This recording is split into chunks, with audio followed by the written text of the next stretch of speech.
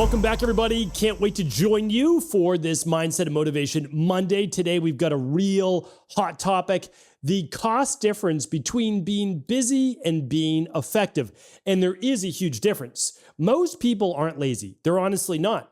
But that doesn't mean that busyness and always being in motion equates to being effective.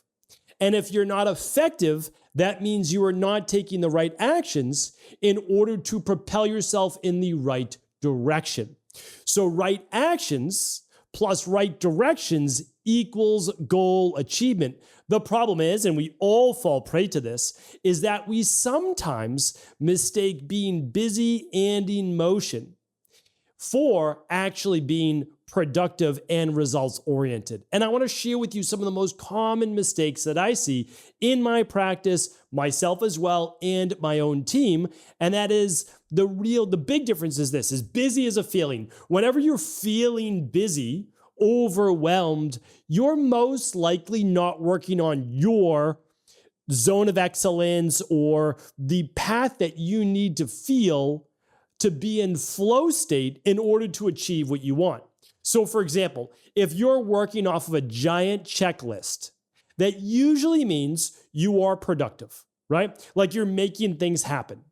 But that doesn't mean that it's propelling you in the right direction where you're focused on your most important actions. And we spoke about that before with the Pareto's principle, meaning that 20% of your core actions are going to lead to 80% of your results. So I want to repeat that because this has been proven over and over in economics, in real estate, in so many different fields. It's that the 20% of what you do on a day in, day out basis leads to 80% of your results. And it even breaks down further than that if you want, right? So it's like, okay, out of the 20% of that equals 80% of your results. So what I want to share with you is this. We have to be very careful that we are not constantly switching tasks, constantly writing outlines about what we're supposed to do, constantly thinking about what our next steps need to be, or constantly in meetings. One thing I share, and again, some of this is work and some of this is real life, but we want to think about it. Like, again, think about any one of your goals. Body transformation, right? Maybe it's weight loss. Maybe it's improving your overall health. Maybe it's improving relationships. Maybe it's financial or career-based, or maybe it's spirituality. If you think about it, thinking about your workout, picking out your workout outfits is the same thing. It's kind of like being in a meeting at work. I tell my team, listen, out of your 8-hour workday or 9-hour workday, whatever it might be, if a third of that is in meetings, that means you're not moving forward during those 3 hours a day. And you might say, well, you need to have meetings. Totally get it. You do. But if you're holding 3 hours of meetings every day, which again, many people are, that means you're not doing 15 hours of actions that would move you forward on a daily basis. And again, can the meetings go to zero? No, probably not. But they can be tightened up, and they can also be more check-ins or outlines rather than, hey, let's just have a leisurely talk through. There should be a set point, there should be a meeting agenda, and there should be an end point. And you want to stick to that. So in your own life, outside of work, because you might not have control over whether you're being in a meeting or not, but think about it this way. It's like, okay, you can think about your health. You could read 10 or 12 books on your health. You could watch videos all day, but ultimately you need a plan, right? Eventually you need the plan. And then what matters is executing on that plan. But remember, the whole plan isn't necessarily what's important, right? So I made the same mistake as a young practitioner in integrative health and functional medicine, when I first started, I used to give people what I thought was this beautiful 30-page booklet. It included the whole de-stress protocol before the de-stress protocol was even a thing. The diet plan, the exercise plan, the stress reduction plan, the tox removal plan, the sleep and rest-based plan, the emotional balance, the scientifically backed supplements for them, and the success mindset. It was all laid out. It was 30 pages, sometimes more, and I thought it was phenomenal. Right? Gave them in a folder. It had my wellness center's name on it, all of those things. And what happened? Well, they came back a month later because I do check-ins with all my clients once a month. And what I saw was a folder in pristine condition. Pristine condition. So much so, I could tell that it was never removed. The packet was never removed from the folder, which means they didn't use it. And why is that an issue? Because my whole goal is their goal. I want them to achieve what they came to me for. And if I am not helping them do that, then I am failing them. And I realized as much as I loved writing up that big plan, and that's what I wanted to give them, that was not best for them. So I I realized this basically over about a 4 to 6 month period of time. And I saw too many people with this undone. So now, no more folder, nothing to open, literally a 2-page cheat sheet. That's all it was. And my clients still get it to this day. So if you're a private client of mine or one of my head IHP health coaches, you know exactly what you get. The supplement labels at the top, the nutrition plan is right below that. Those two things are going to get you the fastest results, right? 80-20 rule. Well, if you don't even exercise, you don't change anything, but you follow our nutrition plan, customized for you, and you follow the nutrition supplements, you're going to get the results, right? We want you to use the rest of it, and that's page 2. That's the ideal day, the exercise plan, the stress reduction, the toxin removal. We want all of that. But if you only follow the top sheet, you're going to get 80% of the results. That's what we want, right? So that's what we do. And I realized that is what matters, right? And so if you're not getting to your goals, you just might need a simpler plan. Honestly, a simpler plan is almost always better because it's easy to do more. And when we do more, we get all these little dopamine hits. I've got checklists on my desk as well. I've always had them.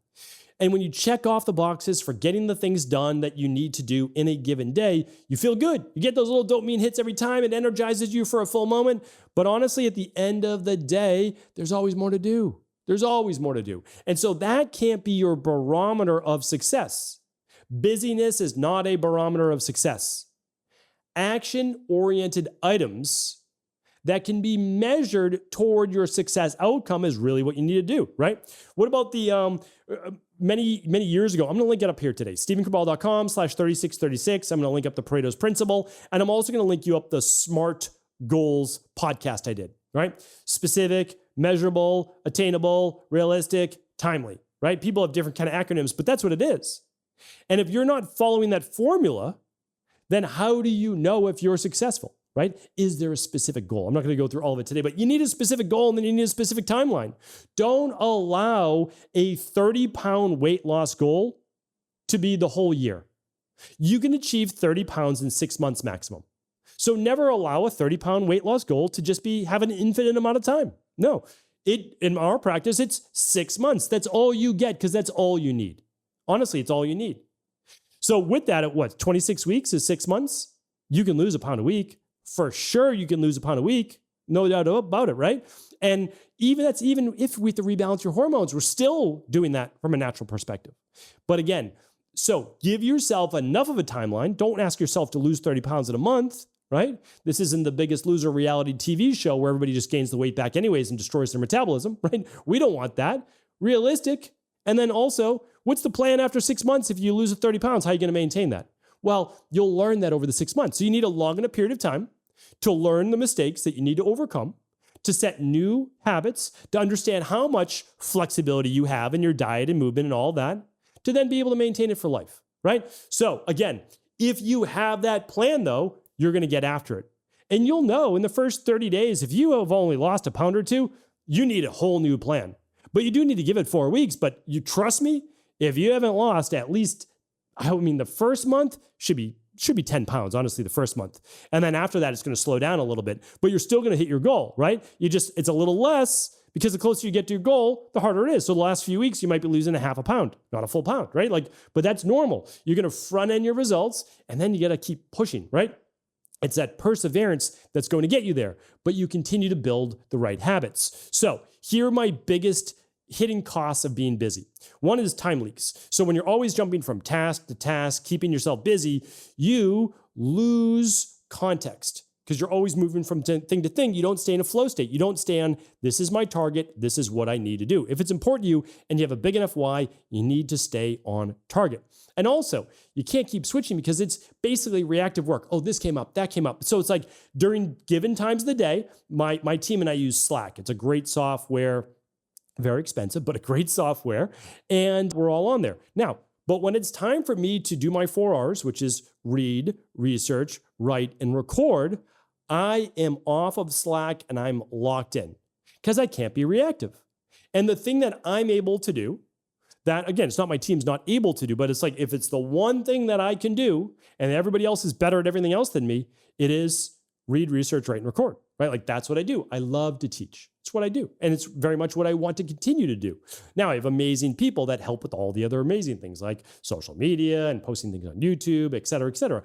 But I am always the one writing and recording. And that's essentially what I do. But I have to push the other things away, right? And then when it's time to do a non-sleep deep rest or it's whatever it is, like that's a locked in time, but it has to be scheduled and has to be there. All right. Another one is this. Energy drain from decision fatigue.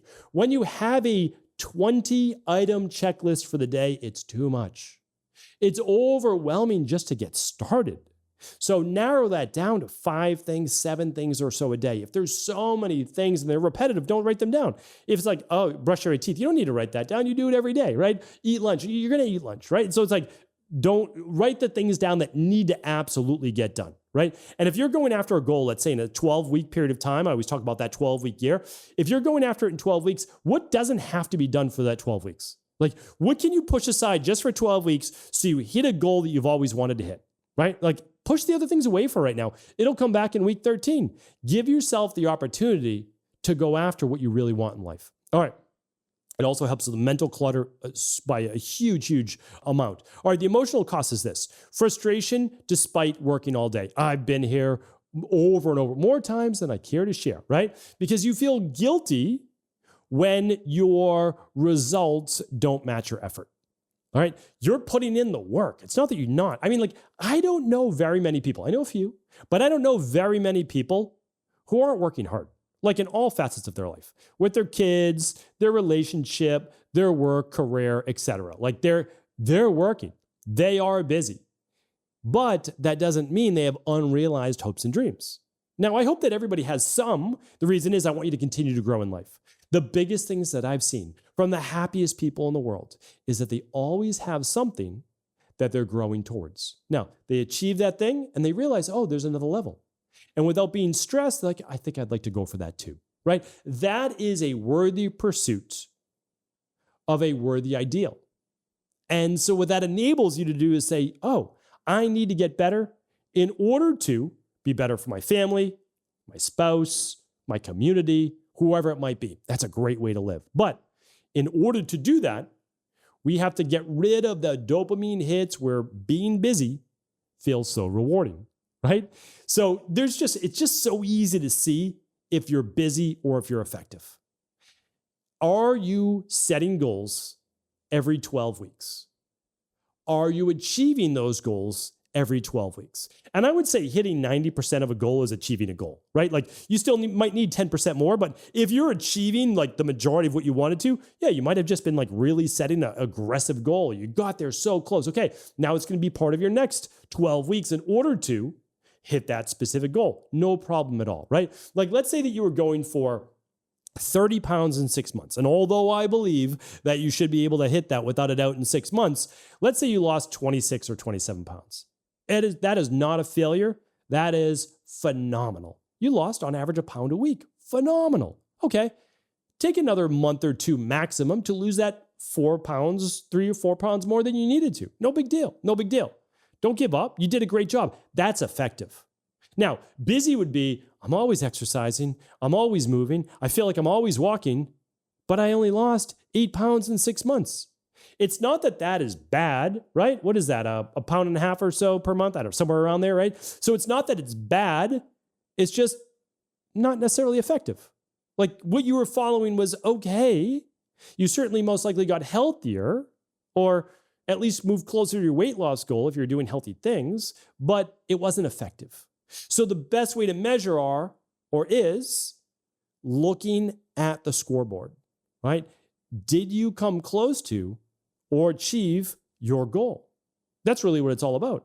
And that's the best way. And so again, like I have to take those cold, hard looks at my life as well. It's like, oh yeah, there's not a day that goes by that I'm not busy. Okay, so even though you're busy, did you hit those goals? Oh, well, I hit these, this, and this, but not this. Okay, well, why didn't you hit that?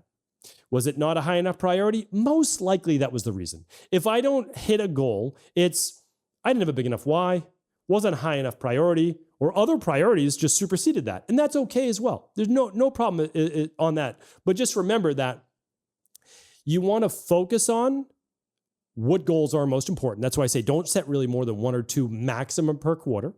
And then also one effective action, we'll say 2 for the 20%, right? The 80-20 rule is so much more effective than 10 busy ones. So 1 or 2 effective actions per day are far more effective than 10 busy work ones, right?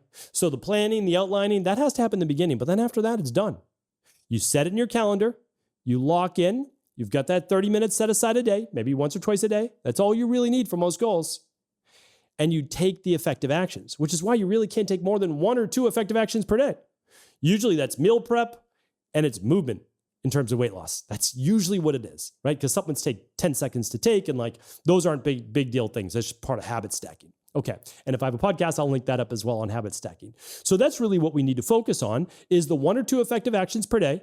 That what cuts down on so much of the mental clutter, so much of like the emotional side to it. I need to do all these different things. No, great if you can do those too, but these are the 2 effective action steps per day that are going to allow me to be effective in order to achieve my goal. And if I'm not effective after 4 to 6 weeks, I can say, okay, maybe these items aren't part of the 80-20 rule. They're part of the 80%, but not the 20 that's going to move me towards ultimately what I want. That is the shift that I want everyone to make, and I'm included with that as well, and so is my team, that being busy is easy, but being effective requires intention. Intention on, is this a priority?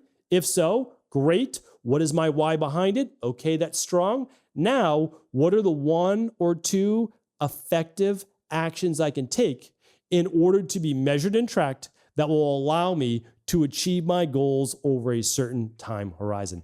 If you do that, you're going to have your best year yet. I would love to hear from you. Comment below what your goals are, if you're going to take advantage of these 1 or 2 massive action steps per day. And can't wait to be back with you tomorrow on a brand new Cabral Concept. Take care.